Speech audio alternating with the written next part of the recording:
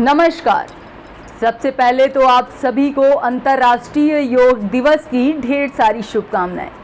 कुमार भैया ने आज सुबह सोशल मीडिया प्लेटफॉर्म एक्स पर लिखा कि योग का शब्दार्थ ही जोड़ना है।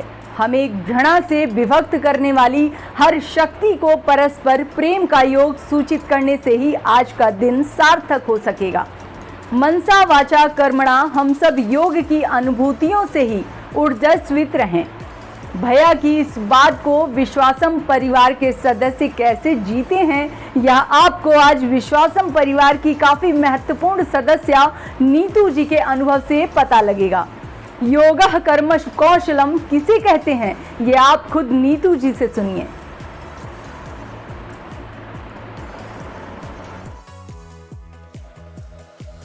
नमस्कार, आप सभी को योग दिवस की असंख्य शुभकामनाएं। योग है कर्मसु कौशलम। ये पंक्ति मुझ पर जचती भी है और मुझ पर फबती भी है। असल में मेरा ध्यान किसी भी चीज़ में नहीं लगता, चाहे वो मेरा ध्यान में ध्यान नहीं लगता, मेरा प्राणायाम में ध्यान नहीं लगता, मेरा योग में ध्यान नहीं लगता, मेरा व्यायाम में ध्यान नहीं लगता, मेरा पूजा पाठ में ध्यान नहीं लगता। अगर मैं कोशिश भी करूं तो सबसे ज़्यादा जो अनावश्यक विचार होंगे वो इसी दौरान मेरे जहन में आते हैं। मेरा ध्यान लगता है सिर्फ कर्म में।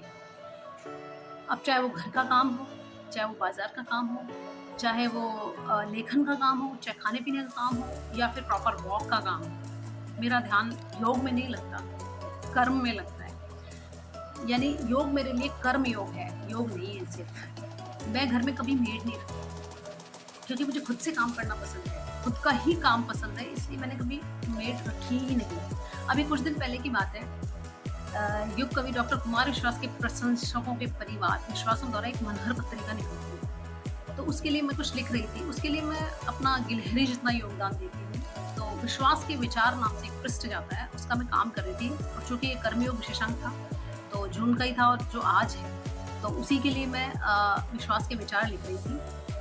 कविराज के विचार लिखना बहुत बड़ी बात है मेरे लिए, और उसके बाद से मैं बहुत कुछ सीखी हूँ। मैंने बहुत कुछ अपने अंदर बदलाव भी किया। लिखते लिखते काफ़ी कुछ चेंजेस आए मेरे अंदर। उन तक पहुँचना, उनके जैसा होना ये तो मुमकिन नहीं है किसी भी हाल में, लेकिन उनकी शैली से ज़रूर मैं प्रभावित हुई हूँ, उनके विचारों से मैं ज़रूर प्रभावित हूँ। मेरा लिखने का शौक़ भी उन्हीं की वजह से है। उनकी सरल और सुदृढ़ शैली को देखते हुए मैंने उन्हें फॉलो करना शुरू किया, और मैं लिखने का तो सारा योगदान कविराज का ही है मेरे जीवन में। तो इस हिसाब से वो मेरे लेखन गुरु ज़रूर हैं। हालाँकि मैं कविराज को किसी भी शब्द में बांधती नहीं हूँ, ना गुरु में, ना किसी रिश्ते में, कभी किसी चीज़ में मैंने उन्हें बांधा नहीं है। उनके लिए मेरे पास एक ही शब्द है, प्रेरणा स्रोत। यही शब्द और भाव उनका मेरे जीवन में है, प्रेरणा स्रोत की भूमिका में। क्योंकि जीवन के उस पड़ाव पर मैंने उन्हें सुनना और पढ़ना शुरू किया जब मेरा सामाजिक, व्यावहारिक और आर्थिक संपूर्ण व्यक्तित्व निर्माण हो चुका था। सारा व्यक्तित्व निर्मित हो चुका था। उनको सुनने से जो कमियां मेरे अंदर रही मेरी नज़र में, उन कमियों को ज़रूर मैंने दूर किया है। जीवन को अच्छे से कैसे जिया जाए, ये परिवर्तन उनके विचारों से मेरे अंदर आया है, उनको सुनने से मेरे अंदर आया है। समाज के लिए तो कोई भी कंप्लीट नहीं हो सकता। जैसा कि वो खुद ही कहते हैं कि कंप्लीट मैन तो एक ही हुआ है, वो ईश्वर है। तो कंप्लीट तो किसी की नज़र में तो मैं नहीं हो सकती, लेकिन हाँ, अपनी नज़र में ज़रूर मैंने सभी जितनी भी बुराइयाँ थी उनको दूर करने की कोशिश की है, और वो कविराज के विचारों की वजह से, उनको सुनने की वजह से आई है। तो उनको सुनने से मुझ में बहुत बदलाव आया है। खैर, तो मैं कर्मयोग विशेषांक लिख रही थी। कर्मयोग विशेषांक के लिए कुमार के विचार लिख रही थी। रणबीर का साक्षात्कार था और उसी में मुझे सारा मैटर इससे मिल गया था, कर्मयोग विशेषांक का। तो मैं उसी को लिख रही थी। सुबह के तकरीबन 9 बजे होंगे। मेरा बेटा स्कूल गया था और मेरे पतिदेव अपने कर्म स्थली मतलब हॉस्पिटल गए हुए थे। लिखते लिखते तब तकरीबन 2 ढाई घंटे हो गए होंगे। इस बीच मेरे पास 4-5 फ़ोन आए, जैसा कि मुझे नहीं पता, बाद में पता चला। लिखते वक्त या सोते वक्त हमेशा मैं फ़ोन को साइलेंट रखती हूँ, तो मेरी स्क्रीन पर शायद फ़ोन आए होंगे, तो मुझे मालूम नहीं चला। मैं लिखने में इतना व्यस्त थी कि मुझे कुछ भी दिखाई नहीं दिया।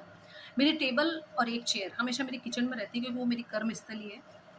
जब भी मुझे कुछ लगता है मैं लिखने बैठ जाती हूँ वहाँ पर। जब भी चपाती सीखते-सीखते भी अगर मुझे कुछ याद आता है तो मैं लिखने बैठ जाती हूँ। और उस टेबल के आस-पास 2 गेट हैं, एक कॉरिडोर का गेट है, एक किचन का गेट है। तो वहाँ से क्रॉस वेंटिलेशन होता रहता है, और फ़ैन उस वक़्त चल रहा था जब मैं लिखने बैठी थी, मैंने फ़ैन चलाया था। तो इस बीच कब लाइट चली गई मुझे नहीं पता चला, जो कि मुझे बाद में पता चला। तकरीबन 2 घंटे लाइट नहीं रही थी कैंपस में। हालाँकि कैंपस में लाइट जाती नहीं है, लेकिन उस दिन किसी कारणवश चली गई होगी, किसी सुधार की वजह से या किसी वजह से चली गई होगी। इसी बीच जो कैंपस में सबके घर जुड़े हुए हैं, सबके फ्लैट्स जुड़े हुए हैं, सबके बैकयार्ड्स जुड़े हुए हैं, और सबके लॉन जुड़े हुए हैं, तो सारी मेरी फ्रेंड्स जितनी भी हैं सब बाहर गर्मी की अथाह गर्मी थी, लेकिन मुझे नहीं पता चला। तो मेरी पड़ोसन सब बाहर थे, कोई गप मार रहा था, कोई वॉक कर रहा था, कोई कुछ कर रहा था, कोई कुछ कर रहा था, सब, लेकिन सबके ज़हन में एक ही बात थी कि नीतू क्या कर रही है इतनी गर्मी में अंदर, कोई भी नहीं है उसके पास तो वैसे भी, और हम फ़ोन भी कर चुके हैं, फ़ोन भी नहीं उठा रही है। तो लेकिन मुझे मालूम नहीं पड़ा, 11 बज चुके थे जब लाइट आई 2 ढाई घंटे बाद, तो मेरी फ्रेंड ने डोरबेल बजाई मेरी, मैंने गेट खोला, तकरीबन मेरा काम भी ख़त्म हो चुका था उस वक्त ऑलमोस्ट। तो मैंने जैसे ही गेट खोला, वो बोली आज तो सर्दी बहुत है ना। मैंने कहा सर्दी, गर्मी में सर्दी, मुझे कुछ समझ नहीं आया। वो बोली कि तू तो बड़ा आनंद ले रही होगी सर्दी में। मैंने कहा मुझे कुछ भी समझ नहीं आया। तो उसने कहा बेवकूफ़, 2 घंटे से लाइट गई और तुझे पता ही नहीं चला कि लाइट गई हुई है। मुझे वाकई पता नहीं चला कि लाइट 2 घंटे से नहीं है, या फिर ये लोग फ़ोन कर रहे हैं, या फिर ये लोग बाहर घूम रहे हैं, या फिर गप्पे मार रहे हैं। तब मुझे एहसास हुआ कि यही कर्म योग है, और इसी को कबीराज कहते हैं कि कर्म में ही योग है। एक्चुअली योग कर्म योग है। हालांकि उस वीडियो में जैसा कि कबीराज की आध्यात्मिक दृष्टि, दृष्टा भाव ये सब आया, वो तो मुझे नहीं आया, लेकिन हाँ मैं इतनी व्यस्त हो गई उसमें कि मुझे किसी चीज़ की खबर नहीं रही, ना मुझे भूख लगी, ना मुझे प्यास लगी, ना मुझे ये पता है कि लाइट चली गई है, ना मुझे ये पता है कि मेरी फ्रेंड्स घूम रही है, ना मुझे ये पता है कि मेरे पास फ़ोन आ रहा है। तब मुझे एहसास हुआ कि लिखने का काम अगर मैं पूर्ण योग से कर सकती हूँ, तो मैं पूजा पाठ भी कर सकती हूँ, मैं दूसरे काम भी कर सकती हूँ। खैर, लेकिन उस दिन से मैंने शुरू किया पूजा पाठ करना, कि चाहे दिन में 2 ही मिनट करूँ या 2 ही सेकंड करूँ, मैं पूजा पाठ ज़रूर करूँगी। और मैं करती हूँ, कोशिश भी करती हूँ। योग तो संभव नहीं हो पाया है, क्योंकि मेरे योग में कर्म शामिल है, तो कर्म में ज़्यादा ध्यान रहता है। तो इसके लिए मैं बहुत-बहुत धन्यवाद कहूँगी कविराज का, कि उन्होंने मुझे थोड़ा-सा पूजा पाठ की तरफ भी अग्रसर किया है, और मैं योग भी कर सकती हूँ। कोशिश करूँगी आप लोग भी योग करते रहिए, स्वस्थ रहिए, तन से स्वस्थ रहिए, मन से स्वस्थ रहिए। नमस्कार। अगर आपके जीवन में भी कुमार भैया को सुनकर, पढ़कर या मिलकर कोई बदलाव आया है तो कमेंट करके हमें ज़रूर बताएं। इसके साथ ही आप भी हमारे इस खास कार्यक्रम में अपने अनुभव साझा कर सकते हैं। हमें अपना वीडियो स्क्रीन पर दिख रही मेल आईडी पर मेल करें। फिर मिलेंगे परिवार के किसी नए सदस्य के नए और खास अनुभव के साथ। तब तक खूब खुश रहिए, स्वस्थ रहिए और जुड़े रहिए विश्वासम परिवार के साथ। जय सिया राम।